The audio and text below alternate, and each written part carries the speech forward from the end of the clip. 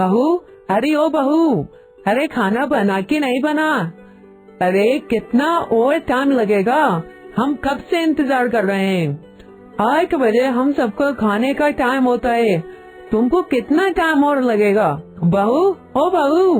माँ जी बस 5 मिनट और, बस थोड़ी ही देर में मैं खाना लगा कर तैयार कर देती हूँ, उसके बाद आप खाना खाने बैठ जाइएगा। बस थोड़ा टाइम और दे दीजिए मुझे। हाय राम, कितनी घिल्लू बहू है, मुझे तो ये बिल्कुल पसंद ही नहीं थी।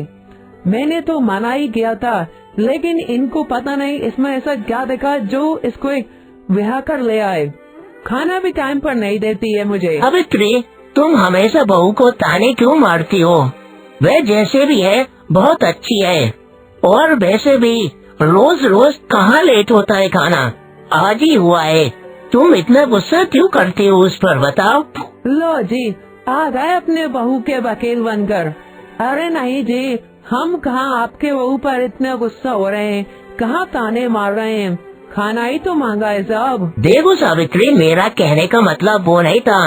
बहू काम कर ही रही है, रसोई में वह खाना बना रही है, जैसे तैयार हो जाएगा वह खाना लगा देगी। कभी कभी थोड़ा बहुत तो चलता है। अजी आप तो रहने दीजिए, मेरे मुंह आप ना ही लगे तो अच्छा है। अरे मम्मी पापा, आप क्यों जगह लगाए हैं? माँ भाभी खाना थोड़ी देर में लगा देंगी, आप क्यों इतना शोर मचा रही हैं? क्या मैं शोर मचा रही हूँ कि तेरे पापा मचा रहे हैं? तू भी अपने पापा की तरह ही है। नहीं माँ, मेरे कहने का मतलब वो नहीं था। मैं तो बस ये कह रही हूँ कि थोड़ी देर में भाभी खाना टेबल पर लगा देंगी, फिर हम सब मिलकर खाना खाएंगे। आप बस थोड़ी सी प्रतीक्षा कर लीजिए। तीनों आपस में ऐसे ही बातें कर रहे होते हैं।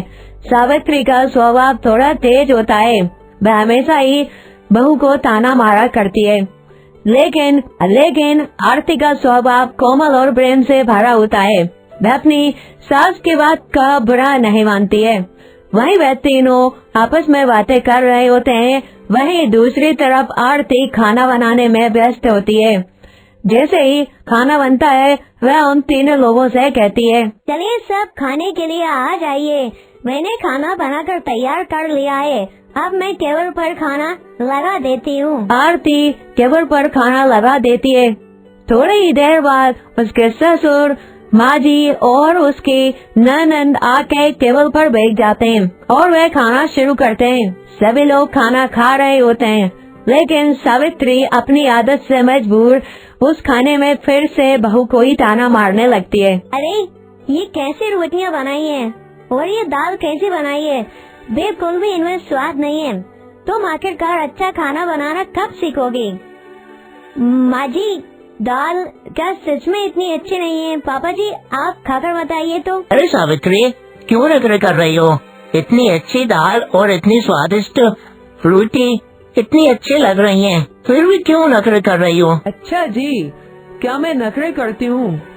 मुझे तो ऐसा लगता है आप तीनों लोग मिले हुए हो, हमेशा मुझे ही सुनाते हो, उसको कुछ नहीं कहते। हाँ, भाभी ने इतना अच्छा खाना तो बनाया है, आप क्यों उन्हें डांट रही हो? हाँ, मेरी ही गलती है, सब कुछ मैं ही जो करती हूँ ना। तो सावित्री, हमारा ऐसा कहने का कोई मतलब नहीं था। अच्छा चलो छोड़ो, शांति से खाना खाते हैं। नहीं, अब मुझे कोई भी खाना नहीं खाना, इस मनूस औरत की वजह से। जब से ये हमारे घर में आई है, मेरे सुख शांति सब भंग हो गई है। माँ जी, ये आप कैसी बात कर रही हैं? आखिरकार मैंने क्या किया है? मैं तो हमेशा ही सही आपसे प्यार से बात करती हूँ, हमेशा ही आपका कहना मानती हूँ, लेकिन आप हो कि मेरे से कठोरतम व्यवहार करती हो। अगर मैं आपको इतनी बुरी लगती हूँ तो मैं आपसे इस घर में नहीं रहूँगी, मैं ये घर छोड़कर चली जाऊँगी।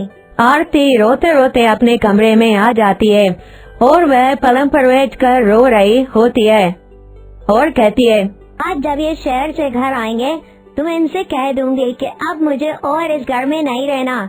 मैं तो तंग आ गई हूँ सबकी सेवा करते करते, लेकिन कोई है कि मुझे अपना मानता ही नहीं, चाहे मैं किसी के लिए कितना ही कर लूं। बस अब बहुत हो गया, मैं अब इस घर में और नहीं रह सकती। कैलाश की सरकारी नौकरी होती है और वह शहर में काम करता है।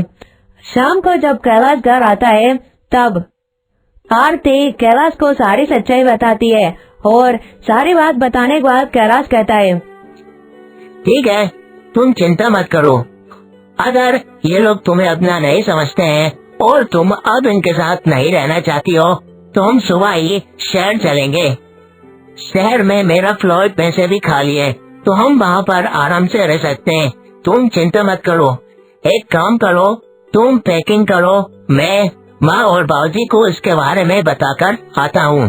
कैलाश और आरती ने भी अब शहर जाने का मन बना लिया होता है, क्योंकि आरती थक गई थी सबको प्यार करते करते, जबकि उसको समझने के लिए कोई था ही नहीं। उसके सास हमेशा उसे घर से निकलने के लिए कहती और हमेशा ताने मारा करते थे। इससे वह बहुत परेशान हो गई थी। देखो माँ, तुम हमेशा उसे घर से निकलने के लिए कहती हो। तुम्हें उसका यहाँ पर रहना पसंद नहीं है तो हम कल सुबह ही शहर के लिए निकल जाएंगे। ठीक है बापूजी, मैं बस यही बताने आया था। अरे बेटा, ऐसा मत करो। अगर तुम लोग यहाँ से चले जाओगे तो ये घर बिल्कुल ही सूना हो जाएगा।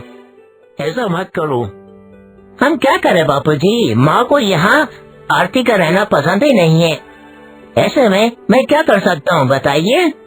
बेचारी आपकी सेवा करती है, आपका कहना मानती है, और भी वह क्या कर सकती है। आखिर कुछ न कुछ तो मुझे करना ही होगा ना। सब तुम्हारी गलती है। देखो, तुम्हारे ताने मारने और मुंह चलाने से क्या हो गया।